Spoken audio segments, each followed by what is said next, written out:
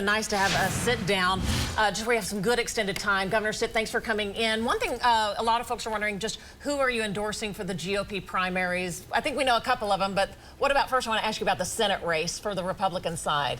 Well, I'm monitoring the Senate race very closely and haven't endorsed anybody yet, but John O'Connor is who I'm endorsing for the Attorney General's race.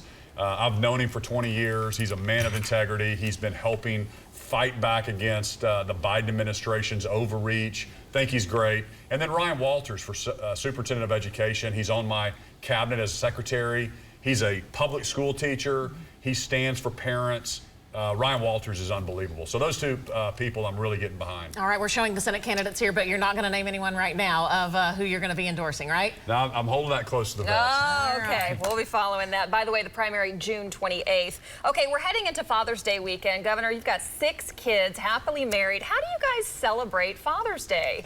Well, and when do you fit it into your schedule? It's tough. This weekend I'm going to be at the Noodling Festival in Falls Valley. Wow. So it's You're gonna be not great. noodling though, right? I'm not going to noodle. Oh, come on. And then we're going to be going to another rodeo. I've been on the rodeo circuit around the state. It's been great. And then hopefully my daughter will come home from college and we'll spend some time with her, my oldest. She's engaged. She's engaged. So this will be your first one to marry off, That's right? Oh, That's my right. goodness. She gets married in December. How's so. Dad feeling? Wow, that's emotional. You know, the young man, he's fantastic. Okay. I really like him. They met at college, and he's a sharp young man, so I'm really excited for them. And It's still hard as a dad, though, to do that first wedding, though, isn't it? oh, absolutely. And my son, he's off at 2 weeks. He's doing his 2 weeks. He's in the National Guard, so he's gone right now, but he'll be home on Sunday. And then we're going to go to Tulsa and spend time with my dad. So my dad's 77, and I'll probably see my brothers and have a great time with him. I just called him this morning to ask what he wanted, and he said, son, I want a lamp that I can read in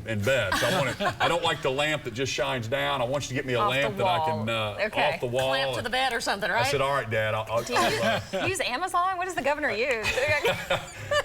I call my wife. You have and say, people for that. She's got the Amazon account, she right? has the Amazon account. You've been so busy. You were at the PGA Championships in Tulsa. How did it go? What was that impact for the state? Man, it was awesome, number one. I mean, the whole world was watching. They gave me the updates, all the countries around the world, quality of life that it showed for Oklahoma. But we had tourism. I met with Commerce, and we had about 100 different companies come. We were really showing off our state. So they had me book every 15 minutes meeting with companies from around the world, around the country that were coming and looking at Oklahoma. So from a commerce perspective, it was great.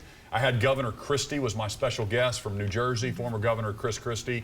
So he was there with me, and I was able to walk around and meet everybody. It was just really, really special. You've kind of been, well, you've been, governor now for just almost 4 years.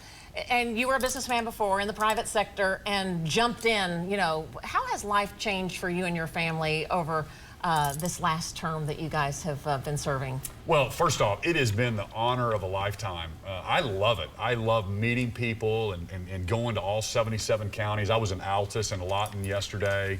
And so to me, it's wonderful. So I love that period of my life when I was in the business world, and right now I'm serving my state in public service. I can't wait to go back to the private sector, and fortunately Oklahoma, if they'll give me 4 more years, I'm going to complete my term as governor, and then I'll go back to the private sector. But I always focus on the next generation, and how do I set Oklahoma up to be a top 10 state for the next decade. And so that's really what drives me.